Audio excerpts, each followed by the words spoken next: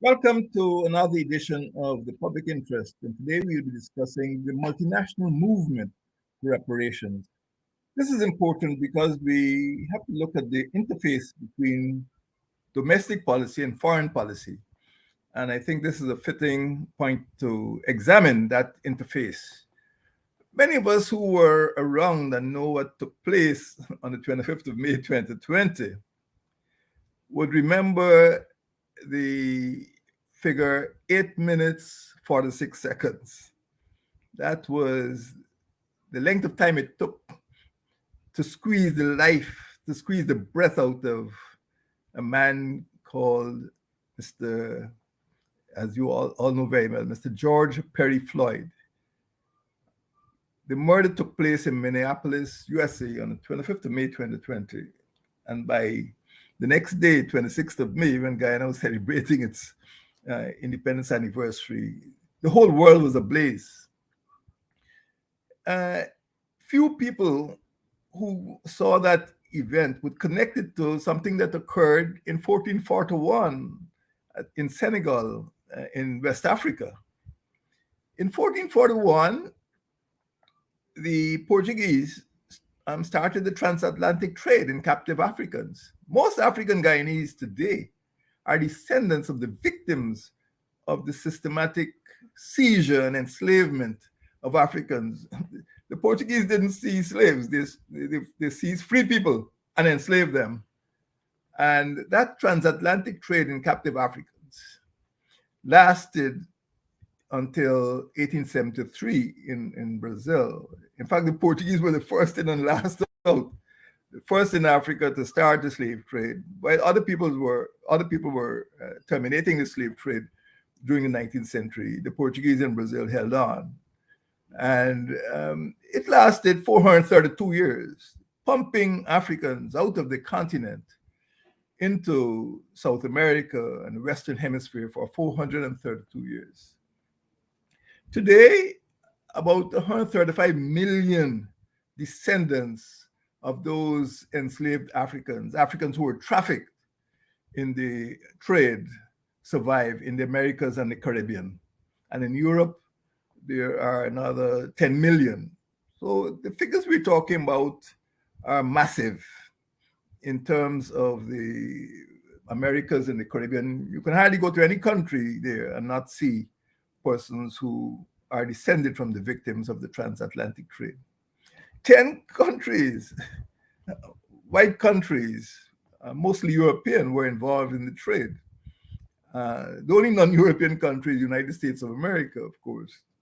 And Denmark was involved, France involved, Germany, Norway, the Netherlands, Portugal, Spain, Sweden, and most of all, the United Kingdom. Eventually, USA got involved in the trade. And these are all slave states. These are all states which benefit from what became a free-for-all in which they would go to the West African, particularly West African coast, and arrange for the seizure and enslavement of Africans, mostly young people, mostly males. And these are the people in the prime of their lives. And of course, the historians calculate that the average enslaved African in the Guyana plantation only lived for about 11 years. They were no old people. They were worked to death. And that is the legacy that we're talking about. So when we speak of the multinational movement, many European countries were involved. And today we talk about reparations because enslavement is a crime. It was a crime then, it's a crime now. And some of the European countries seem to have developed some form of colonial amnesia, that they forgot the crime that they committed.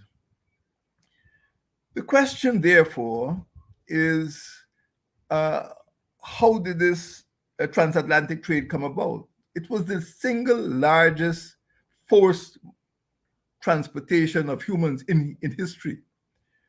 There's no other event that could compare with what the Europeans did to the Africans between 1441 and 1873. The trade was genocidal. The trade was the epitome of inhumanity. It generated profits, and those profits helped to finance European development. In fact, the royal palace in the Netherlands, was built on money that was earned from the slave trade. And many of the grand houses, mansions in United Kingdom were built with the profits of the slave trade.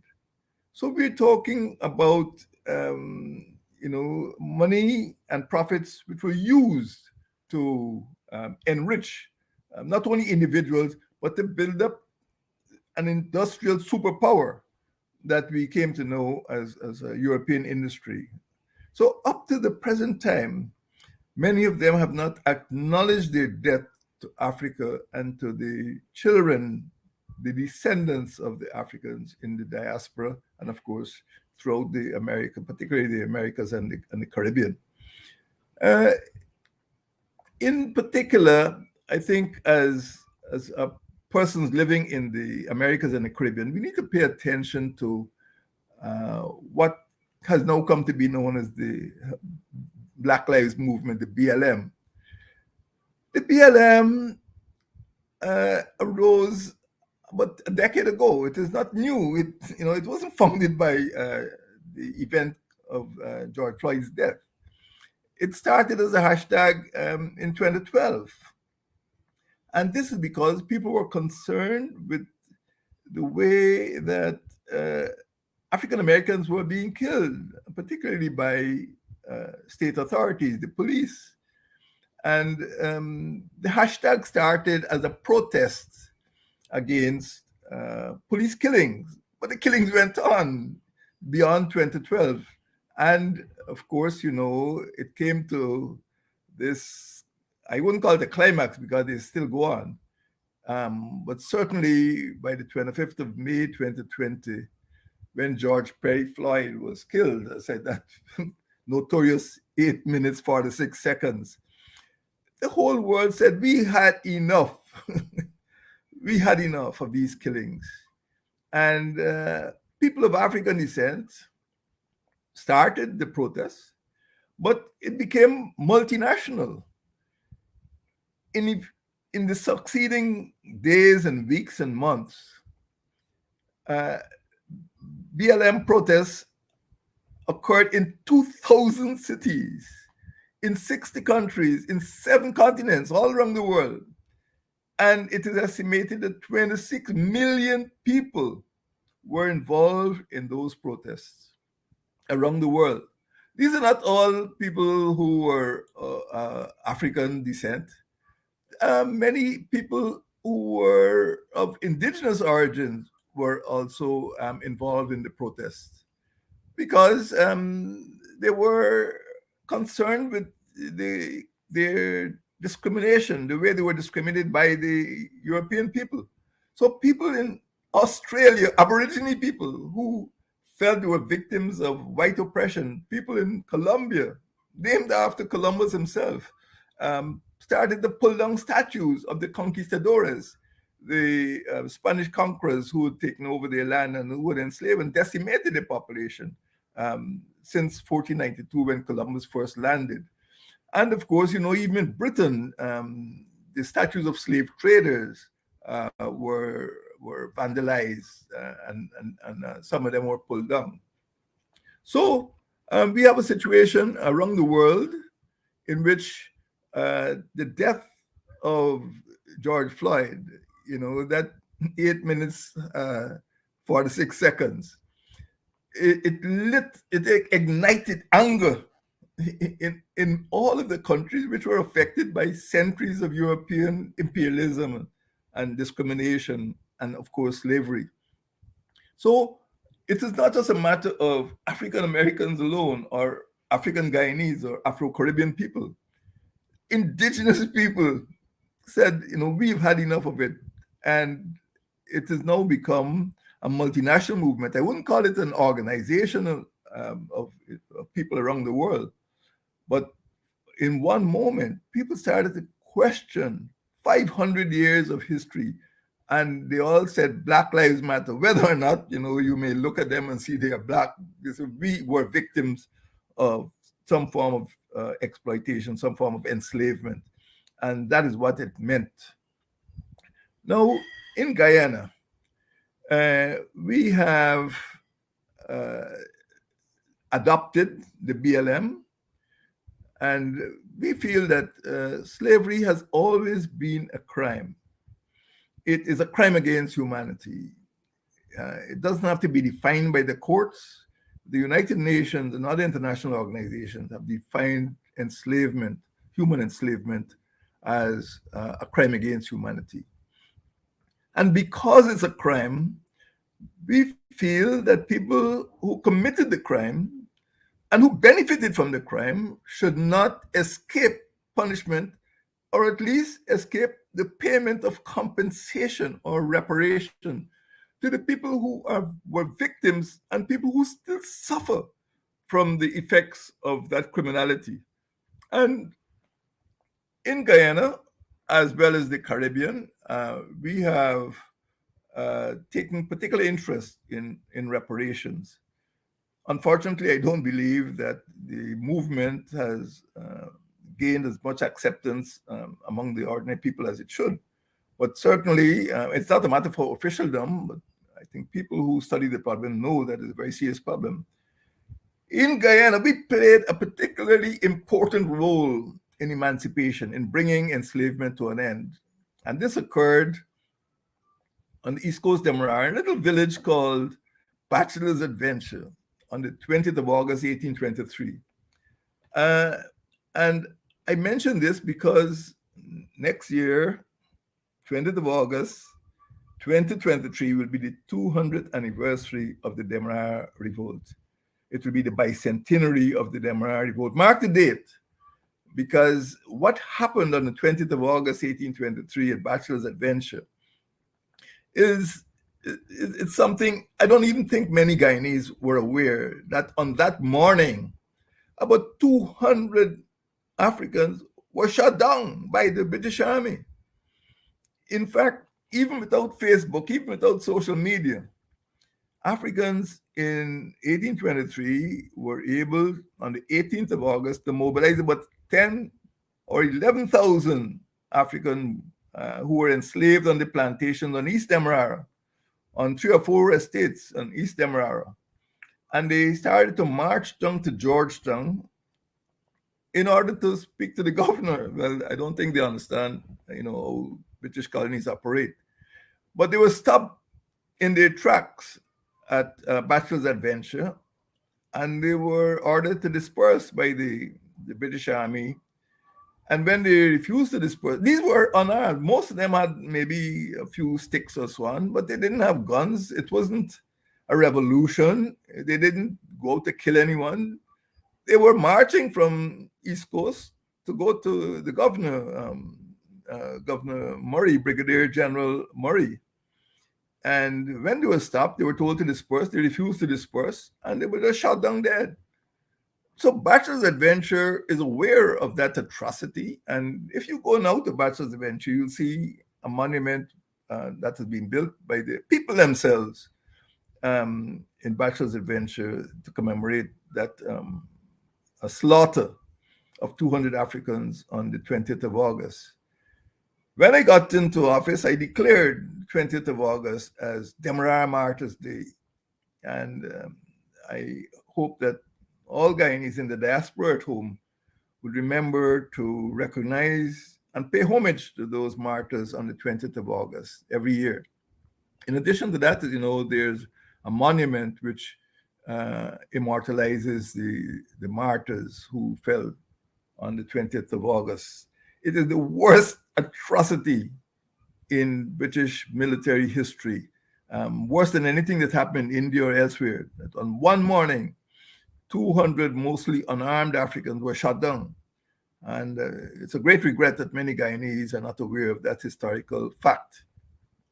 But let us come back to emancipation. Because of what happened in 1823, 10 years later, the British Parliament was forced to pass an Emancipation Act in 1833, which triggered migration. The Portuguese started to arrive, and then Indians arrived by 1838 and so on. But Africans were not really given their freedom until 1838. But when that freedom came, they were not given any compensation or reparations. They were technically set free from the plantations, but it was the slave owners who gained so much money that by today's calculation, it is reckoned that the value of compensation which the planters receive is worth about $70 billion. That is why the Caribbean Reparations Commission is calling for payment, is calling for some compensation for what happened to the Africans, because they were not given anything. And the plantation owners were given money which in today's currency would be equivalent to about 70 billion pounds sterling. So over 656,000 enslaved Africans in the Caribbean, Anglophone Caribbean, I'm not speaking about Brazil or anywhere, Anglophone Caribbean, were set free, and they were not given any form of compensation. Now, Germany was forced to pay compensation to Israel for the way they treated the Jews during the Second World War. Japan was forced to pay compensation, and they paid. But the British have never paid us compensation. The French, the Spanish, the Portuguese have never paid us compensation. And when you speak to some of these officials nowadays, when you hear these officials, a British Prime Minister came down to the Caribbean and said, let's move on, let's move on. They have no time for compensation, and that is something in the past. When the protesters in Britain pulled down a statue, we must remember the past, stop pulling down statues. But when we ask for compensation, let's think about the future. That is the sort of double talk we get from the countries which enslaved our foreparents. So the matter is far from closed. Every time you hear a British High Commissioner or a Prime Minister from one of the slave states, any of the slave states, they don't apologize and they don't agree to pay reparations. Even in the United States of America, I understand that since 1989 or thereabouts, there's something called HR 40. It's a resolution of the House of Representatives, which apparently is finding the government of the United States is finding difficult to pass, because it talks about the promises made to African Americans at the time of their emancipation, which came several years after Guyanese emancipation. So we're not out of the woods yet as far as this reparation issue is concerned. And I would urge those of you in the diaspora to pay attention to what your own government is doing there in terms of reparation to the descendants of the African Americans who were enslaved. But generally speaking, there seems to be a conspiracy of avoidance by these people who perpetrated the greatest crime against humanity. And up to now, they failed to apologize or they failed to pay reparations. Now, when we speak of reparations and when we speak of reparative justice, we're not talking about handouts. We're not talking about money. We're not talking about cash grants. We're talking about correcting a wrong which has been done. And as far as I can see, as far as you can see, just take a trip, even a virtual trip around the Western Hemisphere and see how persons of African descent live. Go to Brazil, go to Colombia, go to Panama, go to the United States, come to the Caribbean islands. Are they rich? No, they're poor. How are they treated? Do they have equal opportunities? Um, you know, these are questions that we must ask. Why is it that the United Nations, actually had to pass a resolution calling for a decade for the development of people of African descent, the International Decade for People of African Descent? It is because the effects of enslavement have been so enduring that the people of African descent, the descendants of that great crime against humanity, require an additional effort on the part of the international community to correct the wrongs which have been done, wrongs of public health, wrongs of public education, wrongs of public security. And this is what happened on the 25th of May, 2020, that a public security officer, a policeman in Minnesota, was able to to murder George Floyd. Fortunately, he didn't get away with it, but at the same time, we must stop that sort of thing from happening again. So CARICOM, the Caribbean community, several years ago, as early as 2013, deliberated on this matter, and they set up a CARICOM Reparations Commission, the CRC, in order to seek reparatory justice from the slave states for the victims. And every English-speaking Caribbean country, and Suriname as well, has, as a significant part of the population, a majority part of the population in some cases, the descendants of the victims of that slave trade. And that CARICOM Commission is meant to oversee national commissions. Every member state is meant to set up its own commission. The main commission has a 10-point plan. First of all, there must be an apology. And I think many European states avoid using the word apology because that is a loaded expression. Once you apologize, it means you accept your guilt. Once you accept your guilt, it means that there must be compensation. So they don't apologize. But that's another matter. But there are several demands. I shan't go through them now. You can check the CARICOM website. It's a 10-point plan. But the first thing is that there must be a full, formal apology. And the other measures that we're asking for, not cash grants, they're asking for remedies in terms of education, in terms of health, in terms of our culture, in terms of our self-esteem. And I myself in Guyana as president launched the National Reparations Commission on the 22nd of May, 2016, 6 years ago. We are moving, we are taking action, and this is something that requires the involvement of all people of all ethnicities, because it is not just for people of Africa, it's also people of the indigenous people of Aboriginal descent.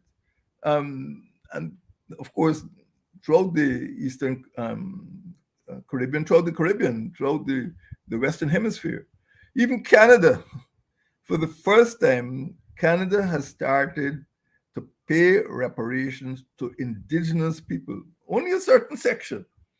But I think the governments of these countries realize that once they apologize and start to uh, pay reparations, that they will find that they'll be indebted to the people of the Americas for billions and trillions of dollars, and that is one of the reasons why they have avoided apologizing. My friends, this is the situation. It's an international situation. From a foreign policy point of view, uh, Guyanese government has pledged. As president, I have made a pledge to support the reparations movement, to demand reparations. The present government has also supported that demand, and all of the English-speaking Caribbean countries have have called for reparations. But it is something that requires greater awareness and consciousness of the people themselves to keep pressure on the governments of the countries which enslaved our forefathers. This is what happened voluntarily. A lot of young people, and I was happy to see. There's not one ethnicity. It's not an African problem or Black people problem. This is a problem that concerns humanity, and people who committed these crimes must not be allowed to escape without payment of reparation. That's where we're at. Uh, in conclusion, I would say that there is an African proverb which teaches us that no problem is settled until it's settled right. The multinational problem of reparations is still to be settled. It hasn't been settled right. Unfortunately, many of the European countries, the slave states, and I called them before, and please remember them, they start with Denmark, some of them might, seem to be very moderate nowadays, but in the heyday, Denmark, France, Germany, Norway, Netherlands, Portugal, Spain, Sweden, UK, and USA, all these were slave states. They participated in the trade.